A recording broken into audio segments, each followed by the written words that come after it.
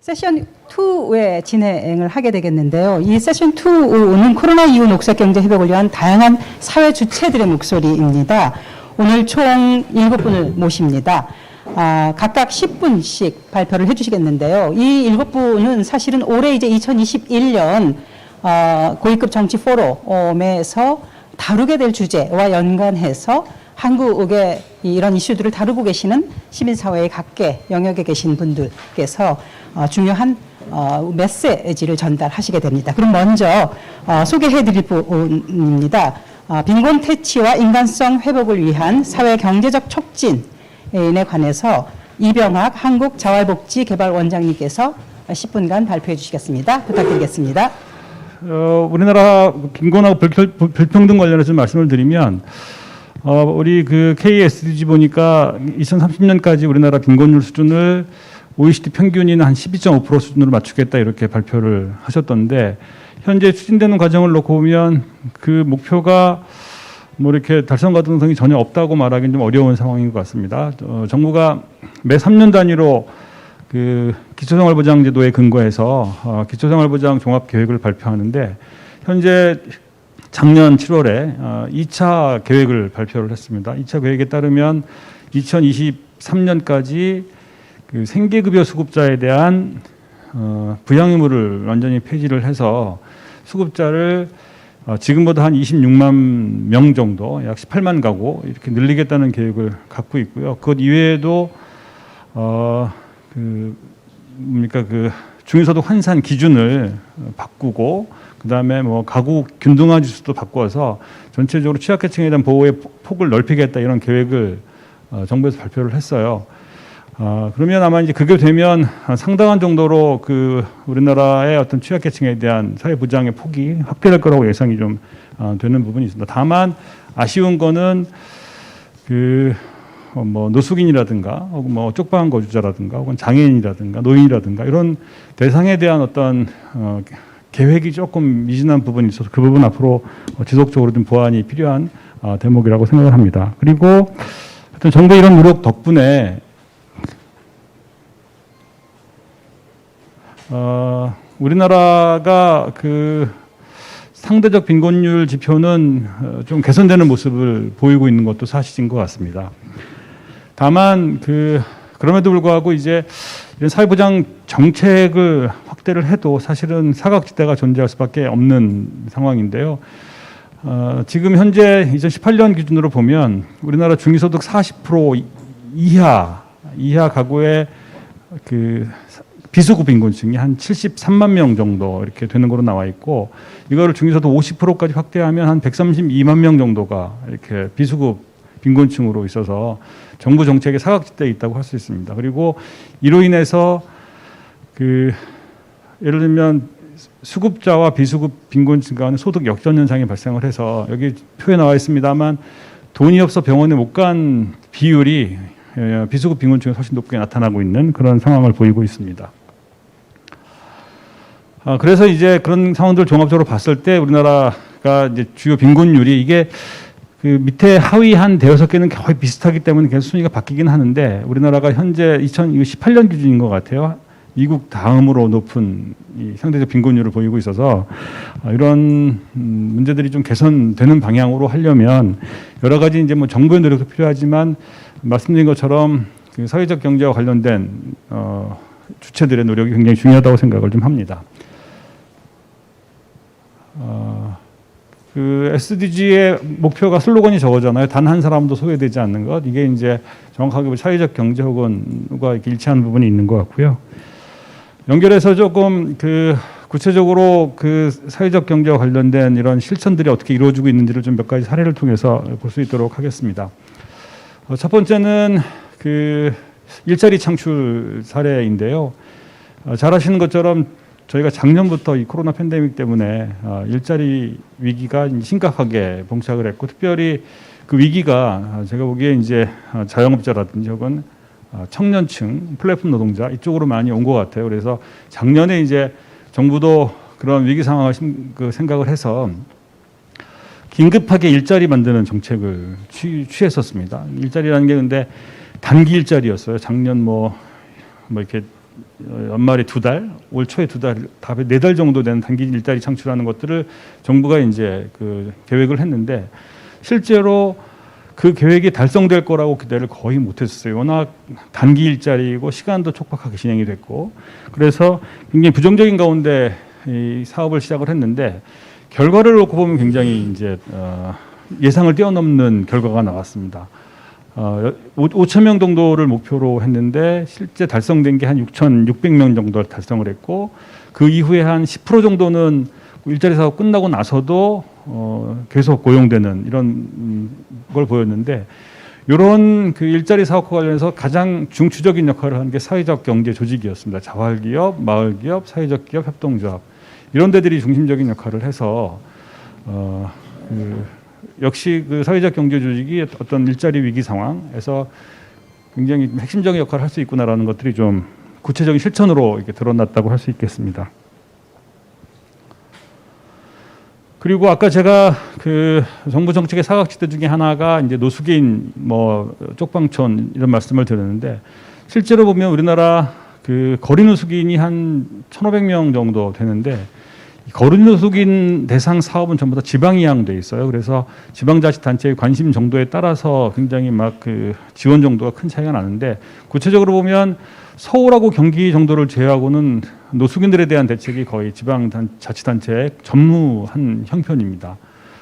그래서 이제 그 상당히 이제 노숙인들이 어려움을 겪고 있는데 작년에 저희가 저희 자활복지개발원에서 거리 노숙인에 대한 특허 자활 사업, 일자리 사업을 시행을 했는데 뭐 일자리 사업이라고 해봐야 한 달에 한 45만 원 정도 이제 급여를 지급하는 그런 일자리 사업이었는데 시행을 하면서 이게 크게 무슨 뭐 효과가 있을까라고 걱정을 했는데 뚜껑을 열어보니까 이 사업에 한 300명 정도가 참여했는데 그 중에 한 70명 정도가 주민등록을 회복을 하고 그다음에 일자리 사업이 계속 이어서 참여하고 또 그 중에 한 30명은 또 계속 안정적인 주거까지 좀 연결되고 그래서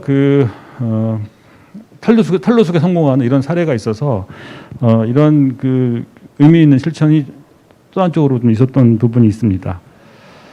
그리고 이제 여러 가지 이제 뭐 이렇게 저희 UN SDG의 세부 목표 중에 하나가 금융 서비스 관련된 오너십 문제가 있던데 관련된 실험들이 좀 사회적 경제 조직 내에서 여러 가지를 행해지고 있고 그 중에 하나가 이제 쪽방촌에서 행해지는 실험이 있어요.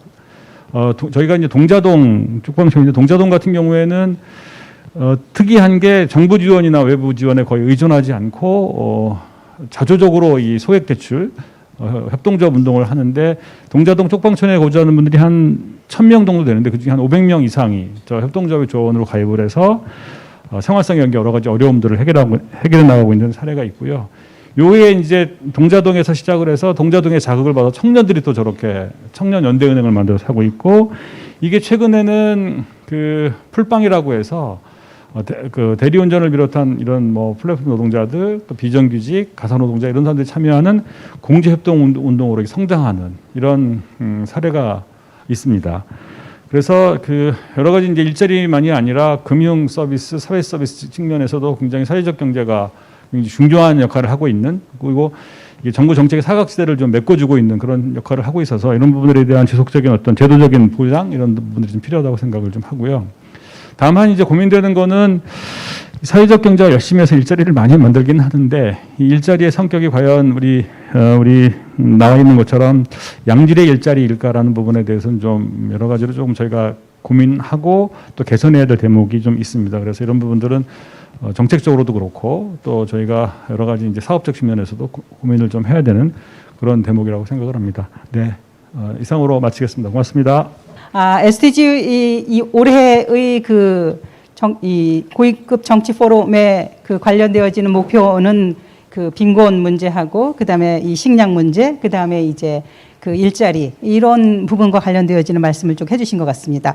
그러면 두 번째 발표해 주실 분은요. 취약계층 보건의료 소외와 보편적 의료보장에 관련되어지는 얘기인데요. 나준식 민들레 의료복지 사회협동조합 이사장님께서 10분간 발표해 주시겠습니다. 부탁드리겠습니다. 제가 말씀드릴 제목은 취약계층의 보건의료 소외 문제와 보편적 의료 보장에 관련한 의견입니다. 보편적 의료 보장이라고 하는 것은 모두가 건강한 삶을 위해서 누구나 언제 어디서나 필수적이고 양질의 보건의료 서비스를 차별 없이 특히 재정적인 어려움 없이 받을 수 있도록 보장한다는 사회적 목표입니다. 왜 취약계층인가? 실제로 그 취약계층에 속하는 우리가 이제 노숙인이나 장애인, 또 성소수자, 또 실업자, 경제적으로 취약하거나 사회적으로 고립되어 있는 분들이 건강의 문제가 훨씬 취약하다는 것은 잘 알려져 있습니다. 이러한 사회경제적인 취약계층의 불평등의 문제가 결국은 건강 불평등 문제와 이어져 있고, 이것은 이제 우리 사회가 지속 가능하기 위해서 해결해야 될 중요한 과제라고 할 수 있습니다. 통계를 예를 들어서 보면 소득이 낮은 분들일수록 여명이, 기대 여명이 혹은 수명이 짧고 소득이 또 낮은 분일수록 사망률은 증가하고 또 당뇨병과 같은 만성질환의 발병률이 증가합니다. 또한 사회가 고령화 되면서 만성질환이나 노인성 질환들이 점점 많아지고, 이제 어느 누구도 이런 의료 취약계층으로서 자신을 아니라고 할 수 없는 상황이 오게 된 겁니다. 그래서 이제 모든 구성원들에 대한 의료 보장의 문제가 중요한 관심사가 되어야 되겠습니다. 저상버스를 예를 들었는데요. 우리가 장애인을 위한 여러 가지 새로운 시설이나 기준들을 만들면 사실은 비장애인들이 많은 혜택을 얻고 이익을 얻습니다. 마찬가지로 우리가 보건의료를 이야기하는 데 있어서도 취약계층의 의료를 잘 보장하는 그것이 바로 전체 구성원들의 의료를 보장하는 최소 기준이 되어야 된다. 그런 말씀을 드립니다. 2020년 코로나19 팬데믹이 있으면서 사실 우리나라 민간 의료가 제대로 역할을 할 수 없었고, 적은 자원의 공공의료가 긴급하게 이제 감염병 대응을 하면서 잘 아시다시피 이제 치료를 거부하거나 혹은 뭐 진료를 중단하거나 입원을 거절하는 일들이 생겼고, 주로 그런 것은 공공병원을 이용하던 취약계층의 의료 공백을 유발했죠. 그래서 이런 의료 취약계층, 건강 취약계층은 이 팬데믹 상황에서 훨씬 더 많은 어려움을 경험했습니다. 실제로 이제 최근에 발표된 복지부 통계를 보면 팬데믹 이후에 장애인이 더 많은 건강 악화나 새로운 건강 문제를 경험하게 되었고, 실제로 그것을 해결하는 진료의 기회는 더 적었다고 되어 있습니다. 이러한 접근성의 문제라든가 의사소통의 문제, 여러 가지 장애를 가지거나 사회적으로 취약한 분들이 현재 코로나 상황에서 의료 접근성이 떨어지면서 의료 보장들이 악화되고 있는 것을 알 수 있습니다. 마찬가지로 노인이나 아동 또 장애인들이 코로나19로 인해서 돌봄 기관들이 휴관을 하거나 돌봄 서비스가 중단되면서 많은 어려움들을 겪었고, 그로 인해서 그 가족들이 또한 여러 가지 고통을 겪어왔습니다. 이렇게 이제 사회적 재난이 닥칠 때 사실 사회적으로 약자들이 더 많은 고통을 겪는다는 것이 이번 기회에 확인이 되었다고 할 수 있겠습니다. 제가 소속해 일하고 있는 의료복지 사회적 협동조합은 전국 연합회로 약 24개 이제 회원조합이 있고 약 5만 명의 조합원이 있습니다.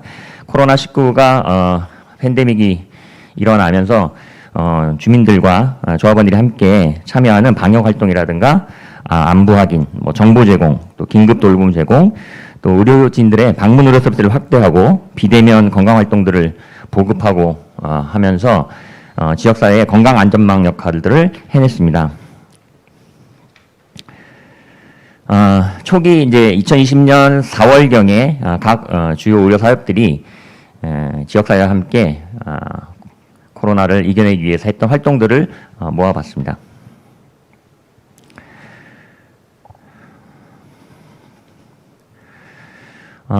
특히 이제 방문 의료를 적극적으로 확대하게 되었는데요.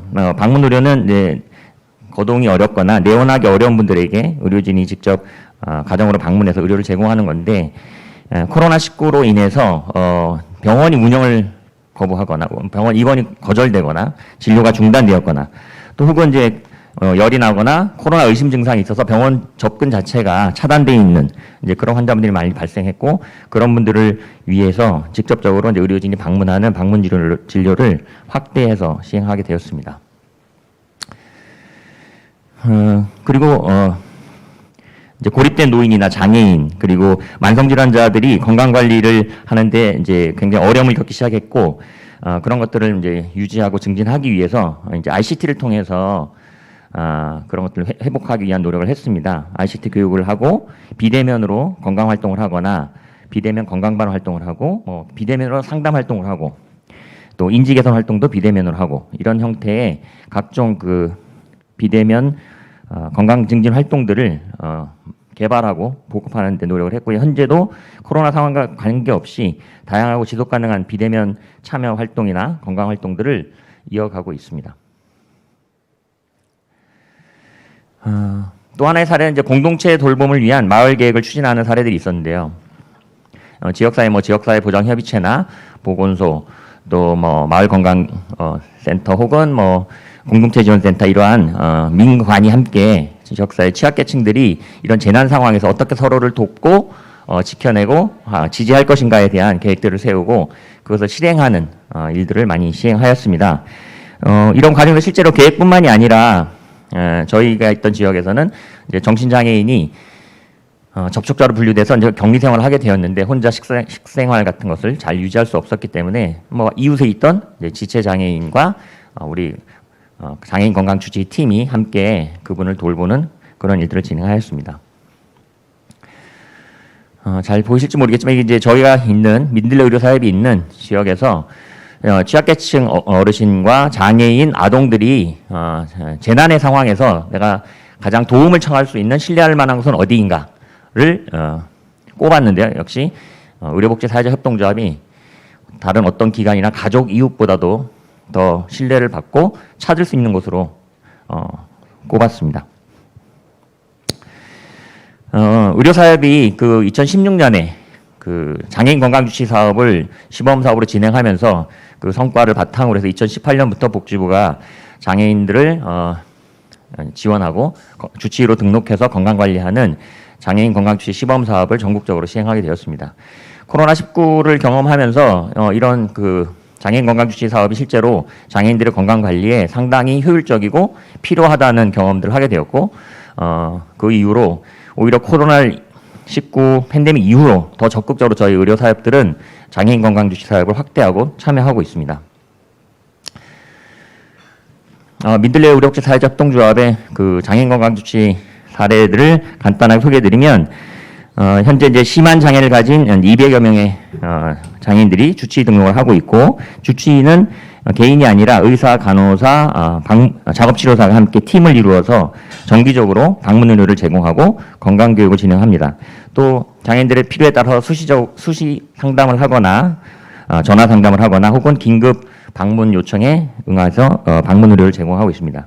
주로 이제 만성질환 관리나 예방 치료, 또 일상생활에서의 재활과 관련된 영역에 포괄적인 이제 서비스를 제공하고요. 충분하고 적극적인 의사소통을 통해서 그 포괄적인 건강 돌봄의 문제까지 함께 개입을 하고 지역사회 여러 자원들을 연계하는 활동을 하고 있습니다. 또 무엇보다 장애인들이 스스로 자신의 건강을 관리할 수 있도록 건강방 활동에 참여하도록 하거나 건강 리더 양성 교육 과정을 훈련 받도록 하고, 또 지역사회에 있는 여러 공동체 활동에 장애인들이 적극적으로 참여하도록 촉진하고 지원하고 지지하는 일들을 하고 있습니다. 자, 버스 아까 얘기했듯이 우리가 민간 버스 회사가 이용자가 적은 노선, 이윤이 적은 노선을 운영하지 않겠죠. 그리고 안전이나 서비스 개선에 투자하기 어렵습니다.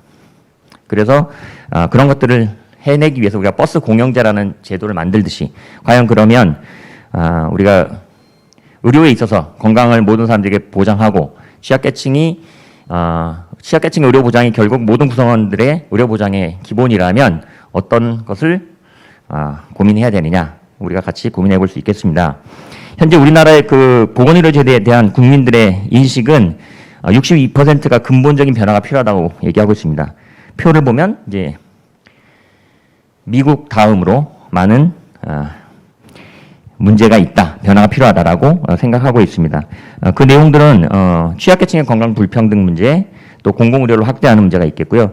특히 이제 1차 의료 시스템의 부재로 인해서 과도한 의료 이용이나 그로 인한 의료비 증가, 또 비효율적인 의료 자원의 활용, 이런 것들이 문제가 되고 있고요.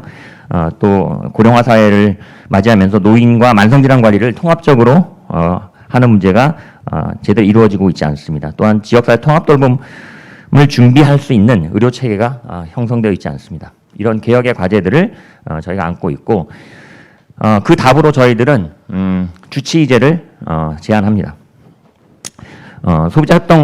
소비자연맹이 녹소연이 조사한 바에 따르면 10명 중 9명이 이러한 주치의 제도의 도입에 찬성하고 있다고 알려져 있습니다.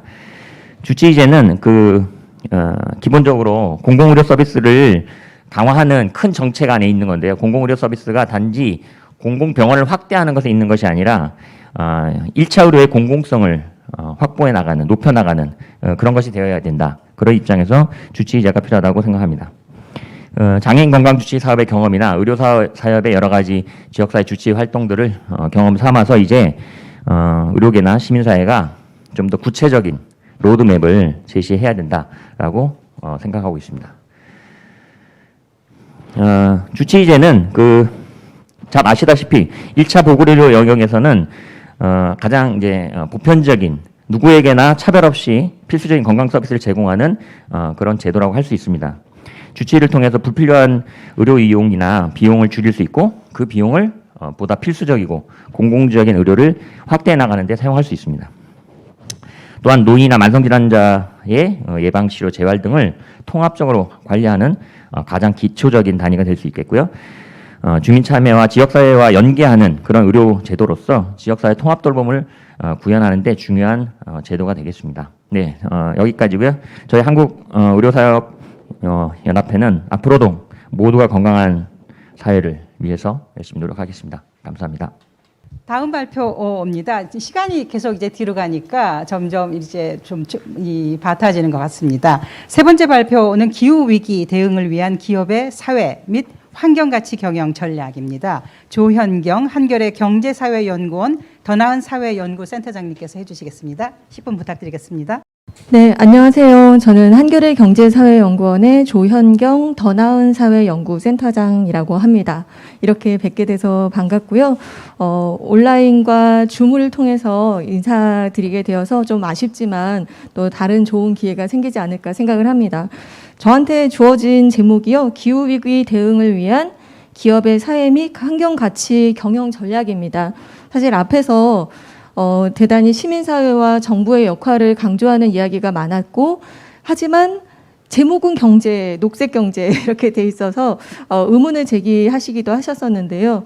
아마도 이 우리 사회가 경제적인 가치가 사회적인 가치를 압도하는 사회이기 때문에 이 경제의 주체인 기업이 세상을 바꾸는 너무 중요한 역할을 하고 있기 때문에 자꾸 이런 이름을 우리가 붙여서 우리 세상을 바꾸는 핵심적인 주체로서 기업이 어떻게 변화해야 할 것인가, 이 문제에 대해서 고민을 하라고 이 주제를 저한테 이제 주신 것 같습니다. 저는 여기서 크게 두 가지로 좀 접근을 했으면 좋겠는데요. 하나는 기존의 주류 기업들, 그러니까 민간의 어떤 영리시장에 있는 자본주의 기업들이 어떻게 변화해야 할 것인가에 대한 고민 하나와, 그리고 이제 소위 소셜 섹터라고 얘기를 하고 오늘 앞서서 발표하신 우리 두 분의 발표자 분들도 사회적 경제 영역에서 오셨습니다. 저 역시 사회적 경제 영역의 활동과 연구와 그리고 언론 활동들을 계속 하고 있고요. 그래서 이런 소셜 섹터, 어떤 공익 가치를 지닌 민간의 경제 주체들이 어떻게 우리 사회를 변화시켜 나갈 것인가, 이 두 가지 섹터를 고민해야 되지 않을까 싶습니다. 근데 이런 기업이라는 주체가 세상을 변화시키는 것도 맞는 말이겠지만 지금 세상을 변화시키는 핵심 주체는 저는 따로 있다고 생각을 합니다. 그것이 누구냐면 바로 MZ세대입니다. MZ세대는 앞으로 5년 뒤, 10년 뒤에 기업의 이제 핵심 임직원이 될 텐데요. 그 기업의 핵심 임직원이 되는 그 MZ세대가 어떻게 기업을 바꾸고 있느냐. 지금 마이크로소프트나 아마존이 넷제로 선언을 했거든요. 예, 다 뉴트럴라이즈 하겠다 이렇게 선언을 했습니다. 근데 그게 기업이 스스로 만들어낸 경영 전략이 아닙니다.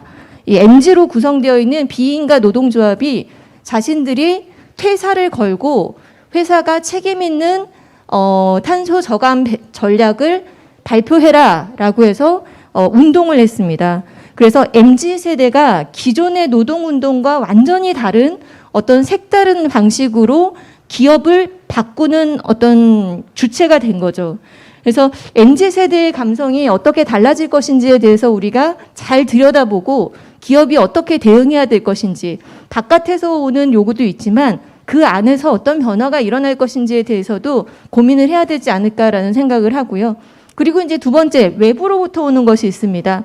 사실 기업은 뭐 착한 기업이 되자 얘기를 하지만 우리 사회적 경제 빼놓고는 이런 말 해도 되는지 모르겠지만 결국은 미래의 금융 가치를 높이기 위해서 기업은 움직입니다. 그러니까 뭐 당연히 지금 이 시기에 사회적 가치나 어떤 환경적인 가치가 기업의 매출을 올리거나 비용을 줄이거나 위험을 감소시키는 그런 역할을 한다. 이 얘기를 해줄 때 변화하는 것이죠. 근데 그 얘기를 누가 하고 있냐면 자본주의의 천병인 투자회사들, 금융회사들이 하고 있습니다. 그래서 금융회사가 어떤 물결을 만들고 있냐면 아까부터 계속 언급됐던 ESG 경영이라는 거를 우리 사회에 계속 추동시키고 있습니다. 그래서 ESG 경영이라는 것이 거의 뭐 지금 신드롬을 일으키고 있거든요. 한쪽에서는 좀 불안한 느낌으로 쳐다보기도 있습니다. 왜냐하면 돈의 논리가 끌고 가는 이 변화거든요. 그런데 이 방향은 조금 고민을 해야 되겠지만 이 모멘텀이라고 해야 될까요? 지금까지 느껴보지 못했던 이 변화의 줄기가 지금 어느 순간에서 좀 다가오고 있다. 저는 그런 느낌을 사실은 받기는 합니다. 그래서 그거를 어떻게 우리가 주목할 것인가를 이제 들여다봐야 되는데 여러분들 너무 많이 잘 알고 계시는 모건 스탠리 이런 곳들은요. 한전 얘기를 여기서 해도 될지 모르겠습니다. 한전이 작년에 그 전기 수입으로 가정용 전기 수입이 사실은 산업용보다 돈이 되거든요. 한전에 있어서는. 근데 그 네덜란드의 연기금을 운영하는 APG에서 한전에 투자한 것들을 전량 매도했습니다. 왜 했냐? 석탄 발전 투자한 이유를 밝혀라 라고 하면서 석탄 발전에 투자를 하는 것에 대해서 강력하게 제재를 가하는 그런 조치를 한 거죠.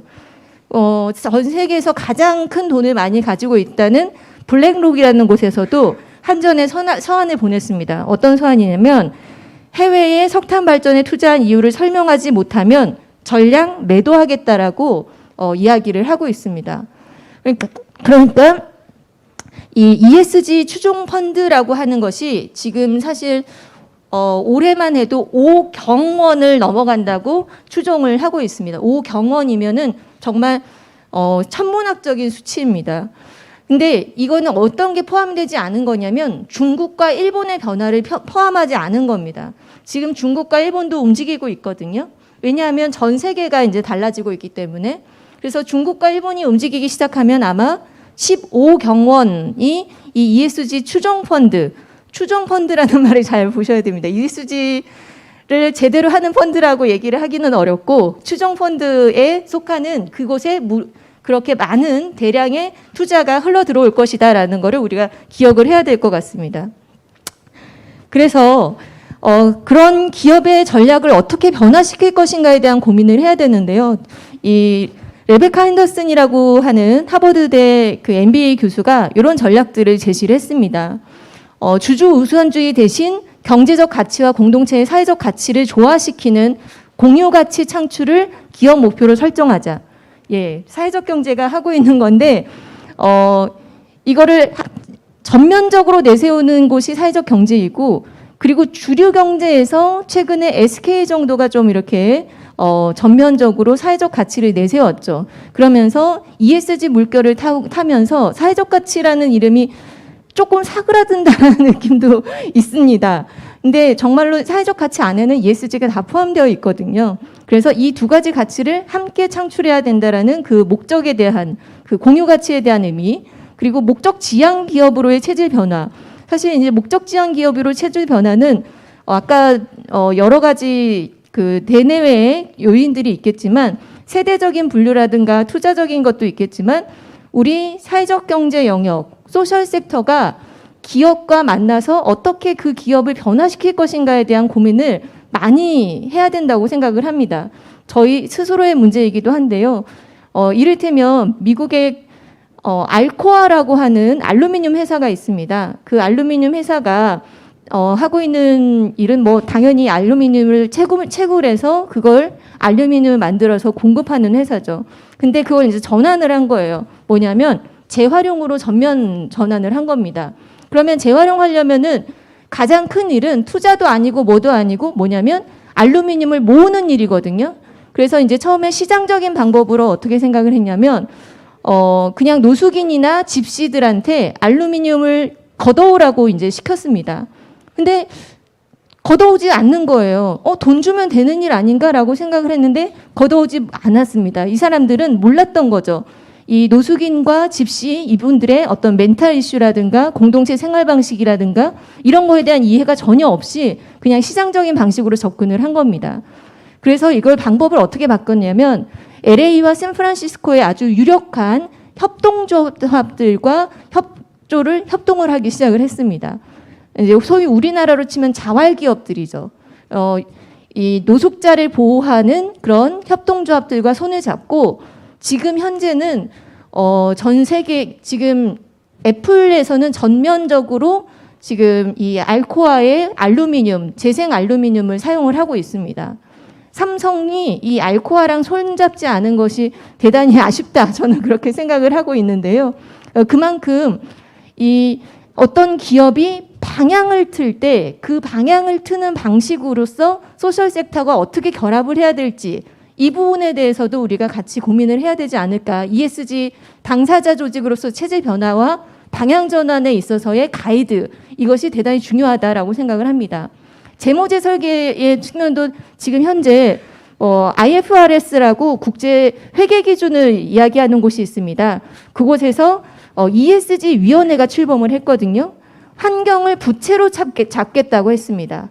환경, 탄소 배출, 지금까지는 환경에서 무언가를 채굴하고 만들고 해서 모든 걸 외부 효과로 돌렸던 기업이 그 외부 효과로 나왔던 것들이 다 이제 부채다 하는 거죠. 그럼 부채가 많아지면 어떻게 되나요? 예, 신용이 떨어지겠죠. 신용 떨어지면 더 이상 사업을 제대로 하기가 어렵습니다. 그래서 이 재무제 설계의 어떤 큰 방향이 지금 현재 변화하고 있다는 것에 대한 고민을 해야 될 것 같고요. 협력은 제가 아까 잠깐 말씀드렸고, 이 시장과 정부 균형이라는 말은 마지막으로 이제 말씀드리면 한 페이지로 끝나버리네요. 네, 시장과 정부 균형은 사실 이 부분입니다. 시장은 공정하다라고 이제 보이지 않는 손이 있다라고 얘기를 하는데 그 보이지 않는 지금까지는 나쁜 손이었죠. 왜냐하면 어떤 특정한 이익 집단들이 자신들이 원하는 방식으로 규칙을 바꿀 수 있는 그런 힘을 가지고 있었습니다. 그 규칙을 바꿀 수 있는 힘을 제재할 수 있는 건강한 정부와 시민사회가 함께 균형을 이룰 때 시장과 정부 균형이 같이 맞닿을 수 있다라고 생각을 합니다. 그래서 그 규칙을 공정하게 만드는 일까지를 포함해서 생각을 했으면 좋겠다는 말씀으로 이 발표를 마무리하겠습니다. 감사합니다. 네, 감사합니다. 저희가 사실은 녹색 경제 회복, 앞에 세션에서도 잠깐 언급됐습니다. 회복을 얘기하는데 사회적 가치, 사회적 경제에 관한 얘기들을 합니다. 사실은 지속가능 발전 목표를 우리가 수립하는 2015년 과정에서 사회적 영역과 경제적 영역 그리고 환경적 영역을 어떻게 통합할 것인가에 관한 글로벌 논의들이 있었고 이것을 어떻게 한국 사회 내에서 구현할 것인가에 관한 여러 가지 시민 주체들의 제안들이 많이 이제 올라오고 있는 것 같습니다. 이 부분과 연관해서 다시 이제 다음번 그 발표하실 주제와 관련해서는요. 그러면 도대체 재원을 어떻게 마련할 것인가에 관한 내용이 많은 분들이 경제를 논하면서도 또 이제 제기되는 얘기일 텐데요. 네 번째 발표입니다. 평화군축 얘기가 나옵니다. 평화군축을 통한 SDG 이행 재원 마련. 이라고 하는 굉장히 도전적인 주제를 얘기하고 계실 텐데요. 한광희 피스모모의 리서치 랩 팀장님께서 10분 동안 발표해 주시겠습니다. 부탁드립니다. 처음 저에게 주어진 발제의 제목은 이제 평화군축을 통한 SDG 이행 재원 마련이었습니다. 제가 이제 PPT를 준비하면서 포함하고자 했던 내용은 평화군축을 통한 이행 재원 마련을 포함해서요. 사실은 그 방향으로 가기 위한 우리가 점검해 봐야 되는 것들, 또 필요한 것들, 또 어떤 고민들을 우리가 지금 해야 되는지에 대한 부분들을 좀 포함한 이야기들을 전달 드리고자 합니다. 제가 제목을 사실은 지속 가능한 발전에서 지속 가능한 삶이라고 좀 바꿔봤는데요. 이 질문에서 발제를 좀 시작해 보고자 합니다.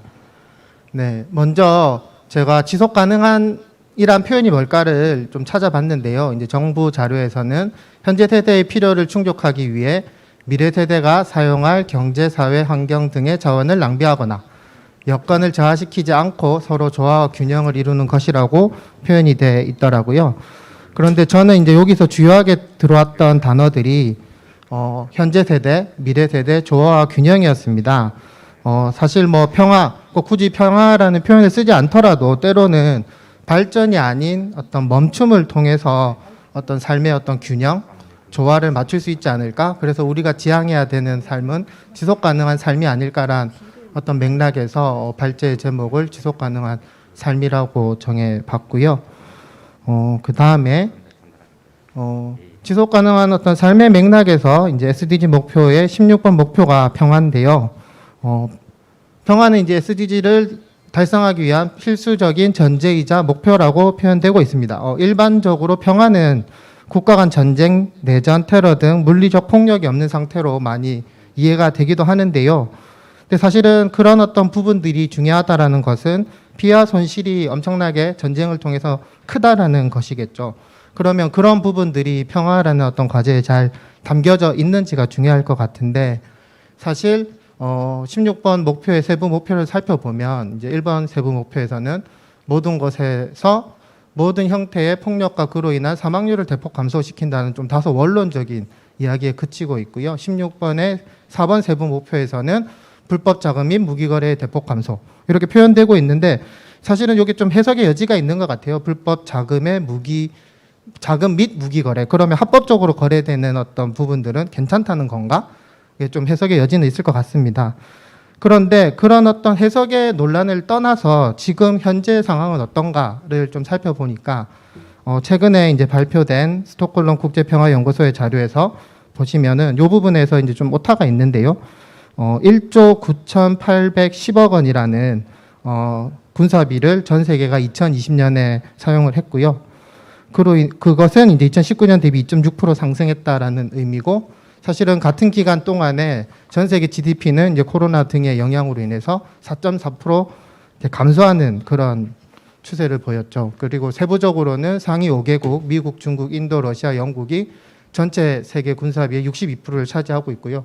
여기서 이제 한국이 좀 주목해봐야 되는데요. 한국은 사실 평화의 가치를 이야기하면서도 2013년이죠. 3년 이후에 8년 동안 전 세계 군사비 지출의 10위를 계속 유지하고 있고요. 현 정부 기간 동안에는 연평균 6.7%를 이제 증가하는 추세를 계속 보여주고 있습니다. 그렇다면 사실 저희가 질문을 하나 던져볼 수 있을 것 같습니다. 과연 저희가 더 많은 무기로 더 많은 군사비를 지출해서 세상은 더 평화로워졌는가라는 질문인데요. 이 질문에 좀 답을 해볼 필요가 있을 것 같습니다. 저희가 지금 마주한 현실은 어떤가? 2018년 이제 월드뱅크에서 발간된 보고서에 따르면 냉전 이후 무력 분쟁으로 인한 사망자는 꾸준히 늘고 있고 저희가 지금 논의하고 있는 SDG 달성을 위한 2030년에는 전 세계 빈곤층의 절반 이상이 높은 수준의 폭력에 노출될 수 있다라고 이제 밝히고 있고요. 또 앞서 언급한 이제 시프리 보고서에 의하면 작년 한 해 동안만 전 세계에서 약 40건의 무력 분쟁이 발생했다고 이야기하고 있습니다. 그렇다면 분쟁의 원인은 사실은 정치, 경제, 사회, 문화 등 다양한 요인들을 따져볼 수 있을 텐데 과연 이러한 분쟁의 어떤 원인이 세상에 더 많은 무기, 더 최신형의 무기가 없어서일까? 라는 질문은 당연히 던져봐야 될 것 같습니다. 그리고 기후변화인데요. 기후변화가 저도 조사를 하면서 좀 알게 됐던 부분인데 지금 뭐 자세하게 말씀드릴 수는 없겠지만 기후변화 자체가 폭력적인 갈등에 연결이 바로 되지는 않지만 사실은 이 기후변화로 인해서 식량 불안정, 경제 충격, 이주와 같은 요인 등을 통해서 폭력의 위협이 계속 높아지고 있다라고 이야기하고 있고요. 또 구체적으로는 사실 이것뿐만이 아니라 1.5도 상승했을 때 전 세계 인구의 7억 명 이상이 폭염 피해 등의 어떤 피해에 노출되고 또 곤충의 어떤 서식지 등 이런 어떤 소멸들도 상당히 많이 일어난다고 합니다. 그리고 이제 코로나인데요. 저 어제 발표 자료를 기준으로 봤었을 때는 6월 30일 기준으로 1억 8천만 명이 1억 8천 명이 이제 넘고 있고요. 감염자가 사망자는 390만 명 정도 되고 있습니다. 전문가에 따라서는 공식 통계의 2배에서 수십 배까지 사망자가 발생했을 것으로 추산하고 있고요. 그래서 사실 저희가 이제 세 가지 분류로 해서 전통적으로 이야기되는 어떤 무력 분쟁, 그리고 기후 위기, 코로나 이런 어떤 세 가지 측면에서 우리가 지금 마주하고 있는 현실을 좀 살펴봤는데 이것은 사실 군사력의 중강으로는 해결할 수 없는 다양한 비전통 인간 안보의 위협이라고 볼 수 있을 것 같습니다. 그리고 이런 인간 안보에 대한 이슈들을 SDG 목표들이 담고 있죠. 그래서 좀 구체적으로 보시면 사실은 이제 아까 저희 이제 주제로 돌아가서 평화 군축이 기회가 된다면 어떨까? 이게 사실 제가 이 조사를 하면서 이게 워낙 이게 뭐 달러 환율 그 다음에 세부 항목들의 조건들 이런 것들이 다양하기 때문에 비율 중심으로 보는 게 훨씬 또 이해하기 쉽겠다. 10분이란 짧은 시간 동안. 그래서 그렇게 봐주시면 좋을 것 같습니다. 그래서 2015년 군사비 대비 SDG 달성 목표를 간단하게 살펴보면요. 15년 기준으로는 2015년 군사비의 13%를 줄이면 빈곤과 식량 안보와 관련된 SDG 1번과 2번 목표 달성을 위한 연간 필요 금액을 충당할 수 있다고 하고요. 전체적으로는 15% 정도만 줄이면 SDG 달성을 위한 연간 필요 금액은 이제 충족되는 걸로 이 보고서는 이제 발표를 하고 있고 분석을 하고 있고요. 좀 더 최근의 자료, 이제 유엔에서 발간된 자료를 보면 2019년도 군사비의 이제 10%에 해당하는 내용인데요. 그 10%가 뭐냐 하면은 46개국 채빈국의 빈곤 해결에 필요한 부족분에 해당하고요. 그 다음에 4번 과제인 목표인 모두를 위한 양질의 교육에서 1번 세부 항목 양질의 초중등 교육 보장에서 저개발 국가에 필요한 연간 필요 금액의 100%, 또 중간소득 저개발 국가를 포함한다면 53%, 그리고 13번 기후 대응에서 초기 적응 비용의 이제 3배에 달하는 액수라고 합니다. 사실 이제 이러한 어떤 이 부분은 그냥 시간상 넘어가도록 하겠습니다. 이러한 어떤 계산들은 상당히 저희가 다양한 방식으로 해볼 수 있을 것 같습니다. 지속 가능한 삶을 위한 어떤 기회 비용으로서 사실 2020년 군사비 한 10% 정도만 줄이면 아까 말씀드린 그런 연간 필요 금액 혹은 부족분을 충당할 수 있다라는 어떤 보고서도 있는데요. 사실 저희가 이제 근본적으로 좀 던져봐야 될 질문은 군축을 비용의 문제로만 바라보면 군사비는 왜 계속 증가하는가라는 근본적인 질문을 제기할 수 없다라는 부분입니다. 이걸 보시면요. 저기 그래프가 사실 저희가 2018년 4월 27일이죠. 그때 이제 다들 아실 텐데요. 그 남북 관계가 개선되었을 때 록히드 마틴이라는 미국 군수업체의 주가는 폭락을 했다고 합니다. 무기로 돈을 버는 전쟁 산업에게 이제 위기가 왔던 거죠. 수급자를 또 전 세계적으로 군사비가 지속적으로 증가하고 있다면 더 많은 무기로 이득을 보는 사람들이 누군지, 그리고 그들이 원하는 상태와 환경은 무엇인지에 대해서 끊임없이 질문을 던질 수 있어야 된다고 생각을 합니다. 그래서 저희는 우리가 이제 평화 군축을 통해서 이행 지원 마련도 좋은데 그것을 하기 위한 근본적으로는 안보 영역의 민주화가 필요한 것이 아닌가라고 생각을 해봤습니다. 그래서 지속 가능한 삶의 위협이 되는 것은 무엇인지에 대해서 시민들이 끊임없이 의문을 제기하고 공론장을 열 수 있는가가 핵심적인 질문이 돼야 될 것 같고요. 그것을 위해서는 시민들의 안보 영역에 대한 참여가 확보돼야 될 것 같습니다. 저 사진은 군 나라 사랑 교육이라고 해서 초등학교에서 교육을 했던 내용이 문제가 돼서 그 내용을 공개해달라고 했던 기자회견인데요. 국방부의 답은 국가 안보에 위협이 된다고 해서 공개를 못한다라는 게 대답이었거든요. 그럼 초등학교에서 수업용으로 썼던 내용을 시민들한테는 국가 안보에 위협이 되니까 공개가 되지 않는다? 그것이 의미하는 바가 뭘까라는 질문들을 끊임없이 던져야 되고요. 그런 부분에서 정말로 민감한 부분에 대한 공개는 어렵더라도 사실은 지금보다는 훨씬 더 많은 부분에 그런 민주적인 어떤 방법으로 정보가 공개가 되어야 된다라고 생각합니다. 마지막으로요. 그래서 사실은 아까 말씀드렸던 어떤 전쟁 기업이라던가 혹은 또 소수의 어떤 사람들을 위한 누구를 위한 평화가 아니라 모두에 의한 모두를 위한 평화로 나가는 것이 지속 가능한 삶을 위한 핵심적인 과제라고 생각합니다. 이상 발제를 마치겠습니다. 감사합니다. 네, 감사합니다. 그러면 곧바로 다음 발표로 넘어가겠습니다. 5번째 발표입니다. 포용적 녹색 경제 회복을 위한 디지털 뉴딜의 방향에 대해서 오병일 진보넷 대표님께서 10분간 발표해 주시겠습니다. 부탁드립니다. 예, 반갑습니다. 저는 진보넷 대표를 맡고 있는 오병일입니다. 저는 디지털 뉴딜로 대표되는 정부의 IT 기술, 산업 정책의 문제에 대해서 이렇게 말씀을 드리고자 합니다. 현재 이제 전 세계 각국은 빅데이터, 인공지능, 사물 인터넷, 5G 등 이제 소위 4차 산업혁명 기술에 대한 투자를 다 하고 있습니다. 한국 역시 예외가 아니고요. 그다음에 이러한 어떤 정책이 문재인 정부에서 새롭게 나타난 것은 아닙니다. 이미 박근혜 정부에서도 이 창조 경제를 모토로 해서 지능정보사회의 어떤 기술의 발전에 초점을 두어왔고요. 사실 이름만 바뀌어서 문재인 정부에서는 이 혁신 성장을 모토로 해서 이 4차 산업혁명 기술과 산업의 발전을 추진을 하고 있습니다.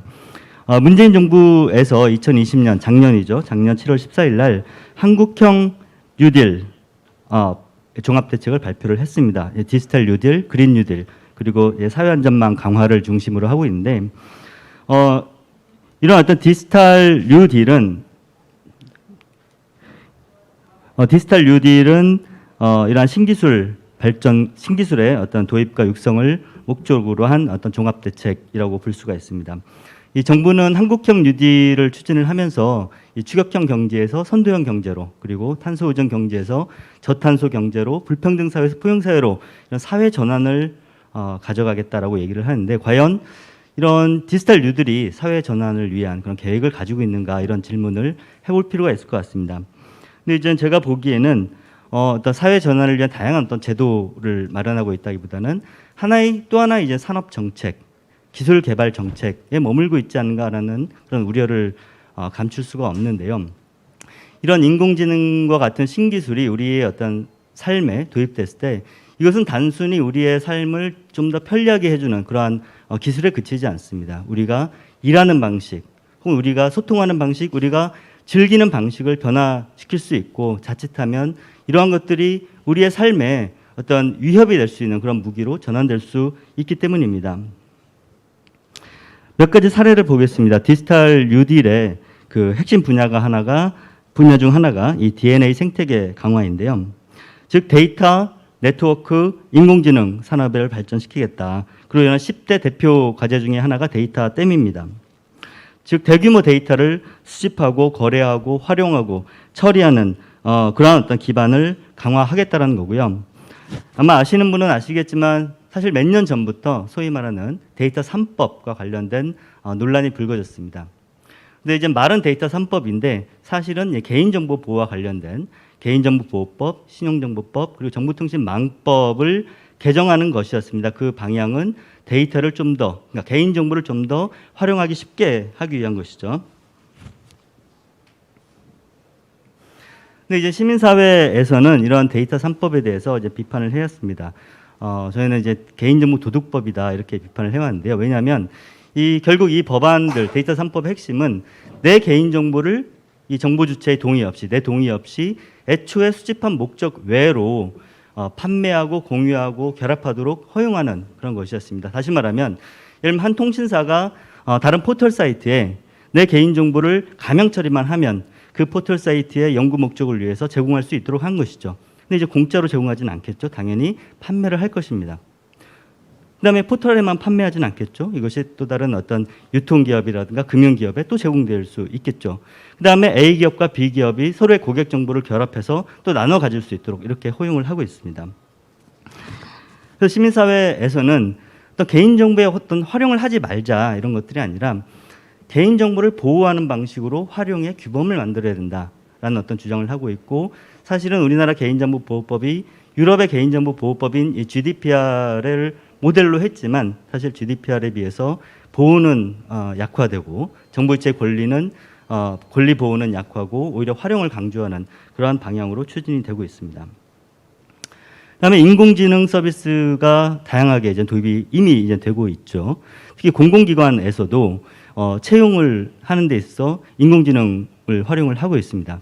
그런데 사실은 이제 특정 민간 기업에 인공지능을 활용을 하고 있거든요. 정작 그 해당 공공기관은 이 인공지능이 어떻게 작동하는지에 대한 정보가 전혀 없습니다.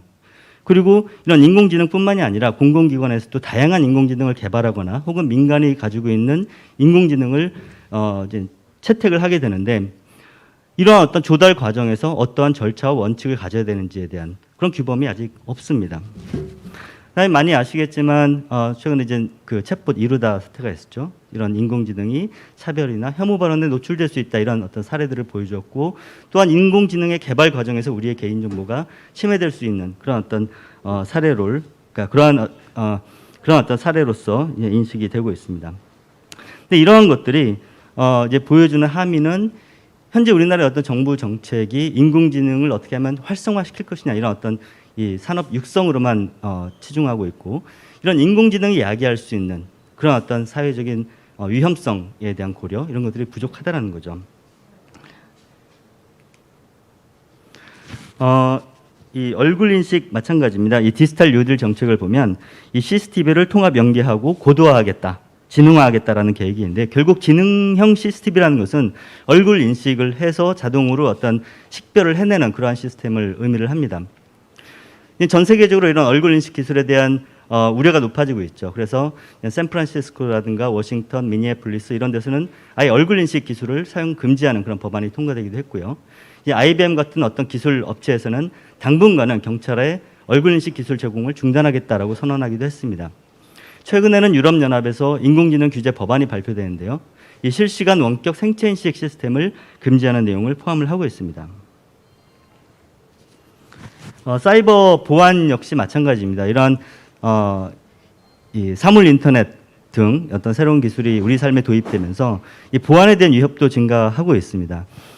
그래서 이 디지털 뉴딜에서도 K 사이버 방역 체계라는 이름으로 어떤 보안을 강화하겠다는 정책이 있는데, 결국은 보안 기업을 육성하겠다라는 내용이 중심입니다. 하지만 우리나라에서의 사이버 보안은 사실은 국가정보원이 일종의 컨트롤 타워 역할을 하고 있습니다. 근데 이제 인터넷은 사실은 이제 민간 내 망이 이제 주도를 하고 있죠. 그래서 사이버 보안을 위해서는 공공과 민간의 어떤 협력이 중요한데, 과연 그리고 이제 국가정보원의 본연의 역할은 사실은 비밀 정보이거든요. 국가정보원이 사이버 보안의 컨트롤 타워 역할을 할 때 과연 인터넷의 가치가 지켜질 수 있느냐, 민간과의 어떤 협력이 원활하게 이루어질 수 있느냐, 이런 어떤 문제들, 특히 이제 국가정보원의 과거 역사를 봤을 때 자칫하면 인터넷이 어떤 감시의 수단이 되지 않을까, 이런 우려를 불러일으킬 수밖에 없는 것이죠. 그래서 이런 빅데이터나 인공지능과 같은 신기술이 단지 우리의 삶을 편리하게 하고 어떤 경제 발전을 이루고, 물론 이제 그런 데 도움이 될 수 있습니다. 하지만 이러한 새로운 기술의 도입이 한 사회의 대전환이 되기 위해서는 좀 더 섬세한 제도의 어떤 설계, 이런 것들이 필요하다고 생각을 합니다. 예를 들어서 이제 개인정보의 보호와 활용이 대립되는 것이 아니라 개인정보를 보호하는 방식으로, 예를 들면 우리가 이제 동의를 받는 것은 동의를 받는 방식으로 활용을 하라는 얘기거든요. 보호를 하는 방식으로 활용을 할 수 있는 그런 어떤 규범이 마련되어야 되고요. 인공지능 같은 경우도 고위험, 어떤 인공지능은 우리한테 해를 끼치지 않을 수도 있지만 어떤 인공지능은 되게 위험할 수 있습니다. 예를 들면 살상무기 인공지능 같은 경우는 금지되어야 할 필요가 있을 수도 있습니다. 어떤 인공지능은 위험하기 때문에 도입이 되더라도 일정한 어떤 절차와 안전조치가 필요할 수도 있습니다. 알고리즘에 의해서 노동이 재배치되고 있습니다. 이런 플랫폼 노동자를 어떻게 보호할 것인가. 그다음에 소수 독점 기업에게 데이터가 독점되고 남용되는 것을 어떻게 통제할 것인가. 알고리즘의 공정성과 투명성을 어떻게 보장할 것인가. 사실 이런 부분들이 간단한 문제가 아닙니다. 문재인 정부 출범하면서 4차 산업혁명위원회가 만들어졌는데요. 4차 산업혁명위원회는 사실 이러한 고민을 하는 그런 공간이 되었어야 합니다. 하지만 사실은 산업 육성의 역할에 그치고 있는 것이 현실입니다. 그래서 앞으로 우리가 좀 더 지속 가능한 어떤 사회를 위해서 이러한 새로운 신기술이 도움이 되고자 한다면 이러한 기술이 우리 사회에 어떠한 절차와 원칙에 따라 도입되어야 하느냐에 대한 좀 더 섬세한 고려가 되어야 한다고 생각을 합니다. 네, 이상입니다. 기술은 사람이 통제할 수 있어야 된다라고 하는 중요한 지적이셨습니다. 다음번 6번 패널입니다. 생물종 다양성 및 서식지 훼손하지 않는 국토개발. 굉장히 중요한 주제입니다. 정인철 국립공원을 지키는 시민의 모임 사무국장님께서 10분간 발표해 주시겠습니다. 부탁드립니다. 생물종 다양성 및 서식지를 훼손하지 않는 국토 개발에 대한 여러 가지 방안들을 좀 제안해 달라라는 취지로 이해를 하고요. 사실 이제 발제 제목에서 보시다시피 이제 생물종 다양성 그리고 이제 서식지에 대한 문제는 생물 다양성의 개념에 병합되어 있기 때문에 그 맥락에서 우리가 고찰해야 될 여러 가지 과제들을 한번 짚어보도록 하겠습니다. 예, 목차는 이제 다음과 같고요. 생물 다양성의 개념입니다. 좀 우리가 생물 다양성의 개념에 대해서 쉽게 이해를 하려면 그 중간에 동그라미 표시에 보시다시피 곰이나 여우, 토끼, 우리가 알고 있는 다양한 이제 동물들을 봤을 때 이러한 것들이 생물 종의 다양성이구나 이렇게 이해를 해주시면 좋을 것 같고 그 중에 이제 토끼 한 마리를 두고 또 우리 토끼는 회색 토끼도 있고 검정 토끼도 있고 하얀 토끼도 있는데 이런 부분들을 우리가 이제 유전자 다양성으로 이해를 해주시면 좋을 것 같습니다. 그리고 이러한 생물종과 유전자 다양성이 살아갈 수 있는 곳 그런 곳들을 총칭해서 우리가 생태계 다양성이라고 이해를 하시면 좋을 것 같습니다. 이 생물 다양성에 대한 위기에 관한 여러 가지 보고들이 최근 3년간 굉장히 긴박하고 명확하게 제시가 되고 있는데요. 이 세 가지 보고서를 보면서 우리가 지금의 생물 다양성을 우리가 어떻게 고찰해야 될 것인지를 찾아볼 수 있을 것 같습니다. 첫 번째가 가장 요즘 인용이 많이 되고 있는 IPCC 보고서입니다. 지구온난화 1.5도의 영향에 대해서 그리고 온실가스 배출 경로에 대한 여러 가지 이야기들이 참고적으로 이야기될 때 가장 많이 인용되고 있고요. 오늘 우리가 좀 중점적으로 봐야 될 이 IPBES와 관련된 보고서인데 지금 생물 다양성의 위기가 어떤 단계까지 와 있는지를 우리가 좀 봐야 될 종합평가 보고서로 이해를 하시면 좋을 것 같습니다. 그리고 이 두 가지 보고서의 근간이 되기도 하는 현재 지구의 평균 기온의 상승 문제 엊그제 뉴스에서 여러 가지 이야기가 됐습니다만은 현재 캐나다의 그 날씨가 하루 49도씨까지 올라가는 굉장히 급변적인 기상 그 변화 현상들을 보여주고 있는데 이런 세 가지 보고서를 통해서 우리가 고찰해야 될 이야기들을 짚어보겠습니다. IPBES에서 이야기하고 있는 가장 핵심적인 맥락은 우리가 살아가고 있는 2020년, 2021년 현재 생물 멸종 속도가 지난 1천만 년의 평균 속도보다 약 수십에서 수백 배의 속도로 멸종되고 있다. 이런 이야기들을 전 세계 약 300명 이상의 전문가들이 모여서 고찰한 이야기고요. 그 멸종 위기와 관련된 여러 가지 생물종들에 대한 위협적인 요소들은 데이터를 통해 나타나고 있습니다. 현재 이제 약 800만 종의 동식물 가운데 100만 종이 멸종 위기에 처한 것으로 파악되고 있고요. 이 과정에서 그 지난 인류 역사 중에서 멸종한 동식물 종 수보다 현재 멸종 위기에 처한 그 야생 동물 식물에 대한 어떤 수치가 더 높다 이런 분석들이 나오고 있습니다. 그리고 2000년 이후로는 매년 그 우리나라 면적의 산림이 전 세계적으로 사라지고 있는 것으로 확인이 되고 있습니다. 그렇다면 이 생물종 그 생물 다양성에 미치는 가장 위험 요인이 무엇이냐? 우리가 이제 기후 변화 이야기를 많이 이제 통상적으로 합니다만은 실제적으로는 토지와 해양에 대한 무분별한 이용입니다. 그 수치는 절대적으로 높게 나타나고 있고요. 그리고 여러 가지 이제 생물종에 대한 남획, 이런 것들이 가장 우선순위에서 지금 그 생물 다양성을 위협하고 있는 요인으로 파악이 되고 있고요. 그 다음 순번으로는 이제 기후 변화라든지 오염이라든지 침입 외래종에 대한 영향들을 고찰한 바 있습니다. 그러니까 우리나라는 어떠냐를 한번 우리가 볼 수 있을 것 같은데요. 국내 생물 다양성 여건이 현황은 이렇습니다. 멸종위기종 지정이나 어떤 생태계 교란 생물 그리고 유입지 생물 지정과 같은 일부 연구 결과들이 이제 반영되고 있습니다만은 실제 그 국토의 여러 가지 도시 확대나 토지 전용 개발로 인해서 서식지는 굉장히 감소하고 있는 것으로 파악되고 있습니다. 이와 관련된 대책으로 한국 정부가 이제 지속 가능한 생물 다양성 보존과 국민 자연 혜택 증진이라는 여러 가지 계획을 새롭게 이제 수립을 했는데 앞서 말씀드린 것처럼 전 세계적으로 고찰하고 있는 것은 그 국토 이용에 대한 토지 해양 이용에 대한 여러 가지 제도들을 강력하게 규제할 목적성을 요구하고 있습니다. 그러나 이제 대한민국 정부는 최근 정부 들어서 기존 정부도 마찬가지였습니다만은 계속적으로 이제 규제 완화라고 하는 국제사회와 좀 달리 가는 흐름들을 볼 수 있겠다. 우리가 그렇게 평가할 수 있을 것 같습니다.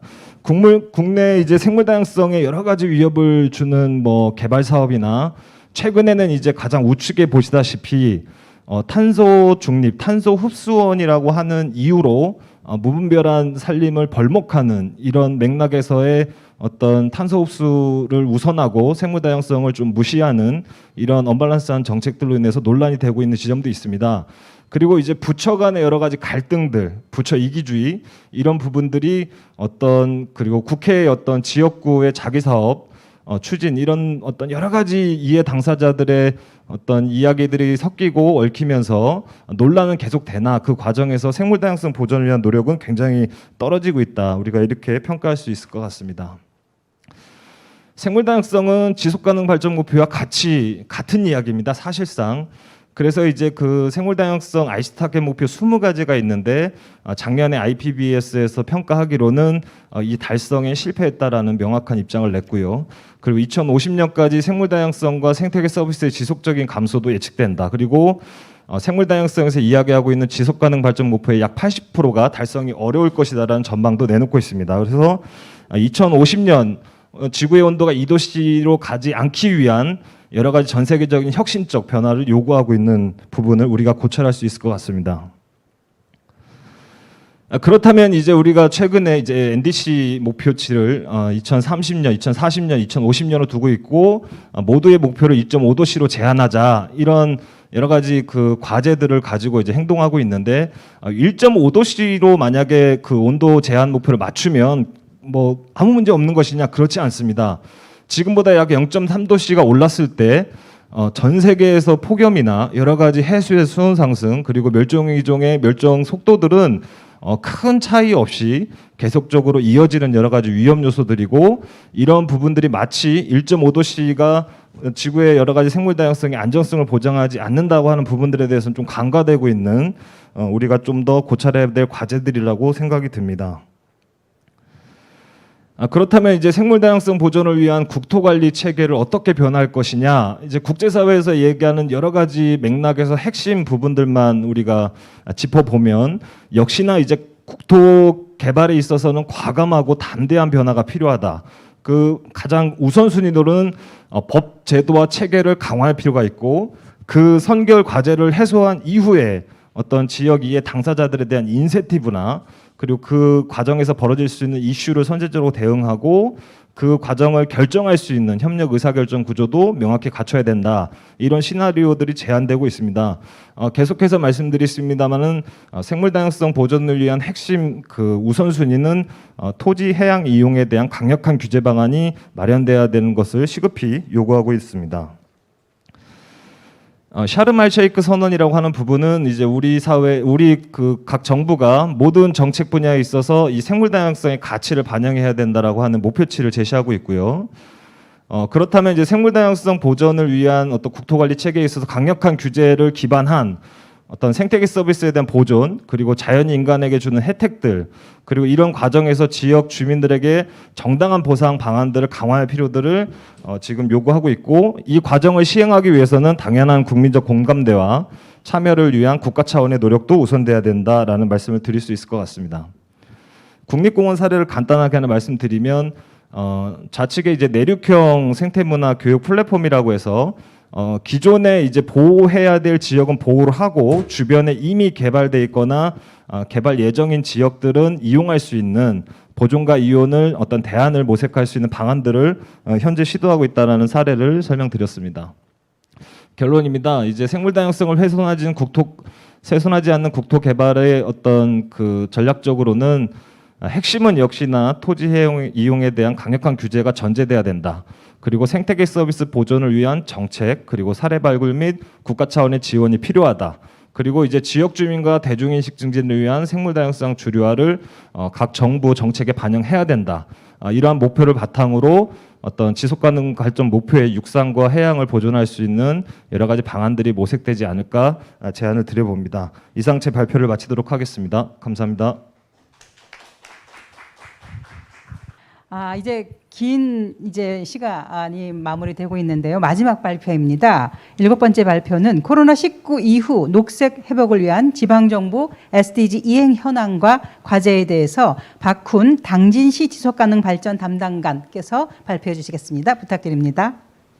저희 이제 지방 정부 관련된 SDGs 흐름은 유엔에서는 좀 이 지방자치단체, 지방자치단체를 약간 NGO로 보는 경향도 있습니다. 그러다 보니까 우리 한국 사회에서 그 SDGs 관련된 여러 논의가 있습니다만 지방 정부의 어떤 참여나 이런 논의를 좀 확대시켜야 한다는 게 이번 고위급 회담에 지방 정부의 어떤 핵심적인 메시지가 좀 돼야 된다는 결론부터 좀 미리 말씀드리고 지금 현재 한국 지방 정부 SDGs 수립 현황은 약 27% 정도 수립이 됐습니다. 수립하거나 지금 추진 중에 있습니다. 그런데 문제는 2000년도에 로컬 아젠다 21, 지방의제 21 추진율이 그때는 65% 정도 됐습니다. 그러니까 지금 반토막이 난 겁니다. 약간 중앙정부의 관심과 또 지방정부의 참여가 굉장히 좀 축소됐다. 좀 이렇게 좀 말씀드리고, 또 코로나 때문에 여러 건이 있습니다만 좀 확대될 거라고 좀 생각을 하고, 그 당시에 한 10년 동안 좀 변화가 있는데, 이게 지방정부 협의회가 생겼습니다. 지속가능 발전을 추구하는 지방정부 협의회. 그러니까 이제 중앙에서 이런 활동들이 좀 체계적으로 안 되니까 지방자치단체 정부들끼리 이걸 좀 해보자. 이런 활동들이 늘어나고 있는데 나름대로 굉장히 이 안에 많은 사례들이 있습니다. 오늘 말씀하셨던 모든 사례가 다 거의 녹아 있는 협의회입니다. 그래서 이런 활동들을 좀 저희가 좀 주목해야 된다고 좀 말씀드리고 시간이 없으니까 짧게 말씀드리면 전주 같은 경우는 이 SDGs 이전에 먼저 지표 운동을 굉장히 오랫동안 했었고 도봉구도 상당히 그 서울의 복잡한 구단이지만 체계적으로 이걸 만들어 가지고 지금 좀 추진을 하고 있고 수원 같은 경우는 이제 SDGs 보고서 이후에 구체적인 정책들까지 만들어서 이제 좀 정책화 시킨 사례. 그리고 저희 시가 이 SDGs 관련된 부의나 등재까지 마치면서 이거를 좀 최종적으로는 그 좀 표준 모델화하는 작업까지 했다는 말씀 드리고 좀 시간이 없어서 아쉽긴 하지만 좀 현황 좀 중요한 시사점 말씀드리면 지금 현재 지방 정부의 SDGs 관련된 수립 운영은 정부의 지침이나 지원이 없이 지자체 자발적으로 유엔 SDGs에 맞춰서 하고 있다는 겁니다. 이게 굉장히 큰 장점이지만 굉장히 큰 어려운 문제가 있습니다.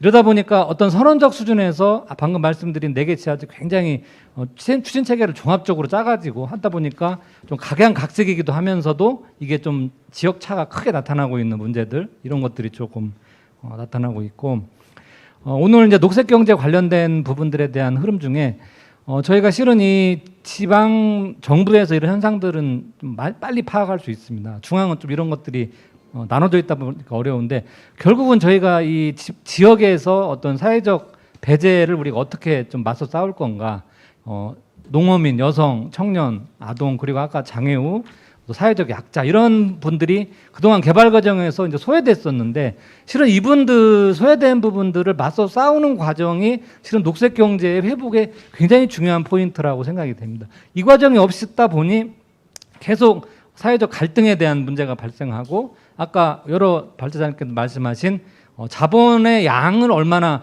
축적시키는 경제에 많은 지방 정부가 지금도 집중을 하고 있다는 겁니다. 결국 이 문제를 어떻게 지방에서 적극적으로 대처해 나갈 수 있도록 해결하는 문제가 결국은 녹색 경제로 우리가 가냐 못 가냐에 굉장히 중요한 화두라고 생각을 하고 좀 한 가지 사례만 말씀드리고 마치겠습니다. 실은 이제 저희 당진시의 이제 신재생 에너지 관련된 생산량에 관련된 우리 지표를 시민들께서 평가한 내용인데 화면에는 잘 안 보입니다만 목표량이 어마어마하게 높습니다. 그러니까 1년 동안 아무리 노력해도 표도 나질 않는다는 거죠. 그만큼 저희가 지방정부가 처한 현실 이런 부분들에 대해서 조금 아쉬운 부분들은 KSD의 수립 과정에 이런 지방정부의 통계들과 지역적 특성을 가지고 우리가 한 번쯤은 깊게 논의하는 자리가 필요한데 이게 아까 약간 시민사회도 배제된다 했는데 지방정부도 여기에 논의할 수 있는 기회가 없습니다. 그리고 이런 부분들은 반드시 좀 개선이 좀 필요할 것 같고요. 이게 좀 화면이 파일이 깨져서 좀 죄송한데 그냥 제안 관련된 사항만 4가지 정도만 말씀드리고 마치겠습니다. 화면이 깨져서 죄송합니다. 첫 번째는 저희 유엔이나 국제사회 관련된 굉장히 많은 네트워크가 활동을 하는데 이 네트워크 활동에 시민사회와 지방정부의 참여를 빨리 열어야 됩니다. 이걸 열지 못하고 있는데 왜 못 여나 봤더니 이 네트워크를 중앙 관료와 전문가들이 독점하고 있습니다. 두 번째는 중앙정부의 녹색성장, 지속가능발전, 탄소 중립에 지방정부 참여 없이는 저는 일도 나가지 못한다고 생각합니다. 많은 거버넌스를 확대하고 이런 자리를 굉장히 많이 열어서 정말 한 하루 종일 좀 논의를 하더라도 결론이 날 때까지 좀 다고쳐야 된다고 좀 생각을 하고요. 세 번째는 지방정부와 시민사회 관계도 서로 저희 인구 17만의 당진시 같은 경우도 뭘 해보려도 아까 정말 우리 의료 사회적 협동조합도 해보고 싶고 사회적 경제도 해보고 싶고 ESG 해보고 싶은데 전문가도 없고 지원 체계도 없고 중앙정부에 전화하면 외교부에 전화하세요. 외교부에 환경부에서 산자부는 돈 없으니까 기재부에 전화 안 되니까 뭐 청와대 가니까 좀 기다려 다음 선거 때 보자 이런 거죠 지금. 그래서 이런 부분들에 대한 걸 지방정부를 어떻게 지원할? 우리나라 243개 지방정부가 있습니다. 근데 결국은 이런 시스템들을 못 갖는 지방정부들은 아까 말씀드린 또 사회적으로 배제되는 거죠. 이런 부분들에 대한 걸 좀 요청드리고 싶고 특히 지방정부의 LSDG 수립을 반드시 의무화하고 이걸 또 VLR 등재 또 적극적으로 좀 권고를 좀 부탁드리겠습니다. 중앙정부에서 공문 한 장이 오질 않습니다. 그래서 이런 부분들에 대해서 좀 요청을 드리고 그 마지막으로는 가장 어려운 문제 같습니다. 지금 현재 저희가 지방정부뿐만 아니라 지속가능발전, 기후위기 대응, 탄소 중립 이게 너무 혼란스럽습니다. 이거를 어디 좀 시민사회가 좀 요구해서 이거를 좀 총정리를 좀 한번 할 필요가 있는데 이건 좀 어떤 그 사회적 기조와 우리 목표 그리고 전략의 문제를 지금 굉장히 많은 혼선들이 좀 있는 것 같습니다. 여기서 지방정부들은 또 어디로 가야 될 건지 굉장히 혼란스럽고 이런 것들이 지금 정리를 못하면 우리나라가 뭐 KSDS가 유엔에서 18등 문제가 아니라 탄소 중립 관련된 이런 부분들이 기존의 우리 녹색성장, 저탄소 녹색성장의 시행착오를 그대로 또 반복하지 않을까 그런 좀 우려 섞인 좀 말씀드리고 조금 시크한 발표였습니다만 지방정부 입장 전달드리면서 마치겠습니다. 고맙습니다. 네, 감사드립니다. 시간이 정말 모자른 것 같아요. 그러니까 각 7분의 발표 하나하나 내용이 지속가능 발전을 이루어 나가기 위해서 굉장히 중요한 우리 사회의 핵심적인 어떤 주제들을 말씀해 주시면서 또 그 각각의 주제들이 연계되어서 통합적으로 우리가 이런 그 지속가능 발전을 위한 통합적 어떤 그 로드맵을 만들 수 있는 좋은 내용들을 주신 것 같습니다.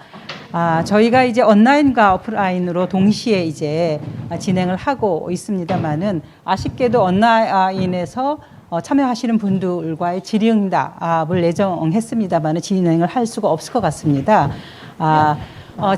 가장 멀리 계신 분부터 쭉 돌아가면서 순서 없이 쭉 진행을 하도록 하겠습니다. 1분간 피드백 멀리 앉아서 먼저 하는 거예요. 네. 네. 저는 아까 우리 조현경 센터장님 말씀하신 기후 위기와 관련된 일자리 창출 이 부분들 말씀드리고 싶은데 최근에 저희가 이제 한살림 생협하고 같이 병 재사용을 통한 일자리 창출 문제를 논의를 하고 있는데 이게 이제 기후위기 대응 문제가 굉장히 전 세계적으로도 그렇고 우리도 중요한 문제잖아요. 그래서 관련해서 그거를 이제 사회적 경제 연계해서 어떻게 일자리 창출로 만들 것인가 이런 부분도 굉장히 중요한 이슈인 것 같아요. 그래서 그런 쪽으로 저희가 지금 계속 관심을 갖고 추진을 하고 싶고 관련해서는 또 지방 정부의 참여 협력이 굉장히 중요하기 때문에 기후위기 문제를 가지고 한번 어떻게 지방 정부와 혹은 뭐 사회적 경제가 어떻게 협력할 것인가 이런 것들을 한번 다뤄봤으면 좋겠다는 생각을 했습니다. 네, 오늘 아까 안 그래도 그런 그 제안을 해주셨기 때문에 이 자리가 그런 그 네트워크를 형성할 수 있는 좋은 기회인 것 같습니다. 말씀 좀 계속해 주시죠. 네, 그 전국의 지속가능 발전 담당 관련 전담하는 부서가 과단위로 만들어진 데가 3개 지자체밖에 없습니다. 그런데 이 세 개 지자체에서 여러 가지 고민들을 많이 하고 많은 선도적인 사례들을 지금 만들어가고 있는데 결국은 오늘 그 아까 말씀드린 대로 저희가 그 지속가능 발전, 지속가능성을 우리 사회에 확보하기 위해서는 그동안 사회적으로 배제된 어떤 그룹들, 주체들, 요인들, 어떤 자연 이런 것들을 좀 다시 되찾기 위한 그걸 좀 복원시키기 위한 굉장히 많은 좀 처절한 부분이 있어야 되는데 이게 상당히 지금 그냥 국가적으로 포장되고 잘하고 있다 이렇게 되면서 오히려 또 지방과 또 사회적 약재 단체들은 지방에 있는 단체들은 또 소외되는 이런 좀 역차별 현상도 좀 일어나고 있는 것 같습니다. 결국 이런 부분들에 대해서 극복하는 방법들은 뭐 중앙정부도 노력을 하고 있지만 아까 말씀드린 대로 좀 새로운 좀 소통과 협력 구조 그리고 논의를 좀 새롭게 할 수 있는 구조들이 반드시 좀 만들어져야 될 것 같고 마지막으로는 이런 부분들의 역설이 어디서 오나 제가 좀 가만히 살펴보니 결국은 미래 세대에서 오는 것 같습니다. 아마 곧 미래 세대들이 기성세대들을 프랑스처럼 소송하고 여기에 대한 책임을 묻고 돈으로 배상하라고 하는 것이 우리나라도 지금 뭐 얼마 남지 않은 일인 것 같습니다. 그런 일이 오지 않도록 정말 각자 맡은 위치에서 우리 사회의 지속가능 발전을 위해서 많은 노력을 좀 기울여야 될 것 같고 저희 당진시도 또 한 번씩 다 모셔서 소통하고 좀 협업할 수 있는 기회가 있었으면 좋겠습니다. 고맙습니다. 네, 감사드립니다. 예, 제가 그 SDG 포럼에 한 2번째 참여한 것 같은데 아까 사회자분께서도 말씀하셨지만 서로 다른 주제임에도 불구하고 이렇게 발표를 듣고 있으면 이게 다 연결된 주제구나라는 걸 좀 느낄 수가 있고요. 제가 오늘 발표에서는 말씀을 안 드렸지만 사실 인공지능이나 이런 빅데이터나 이런 것도 한편으로는 뭐 기후위기를 해결하는 데 도움이 될 수도 있지만 또 그 산업 자체가 또 엄청난 에너지를 사용하는 그런 것이기 때문에 그 자체가 과연 이 지속 가능한 어떤 그런 이 발전에 어떤 영향을 미치는지 그런 부분에 대한 고민도 계속 필요하다는 생각을 했었거든요. 그리고 이제 어떤 법안이 만들어질 때 우리가 규제 영향 분석 이런 걸 많이 하잖아요.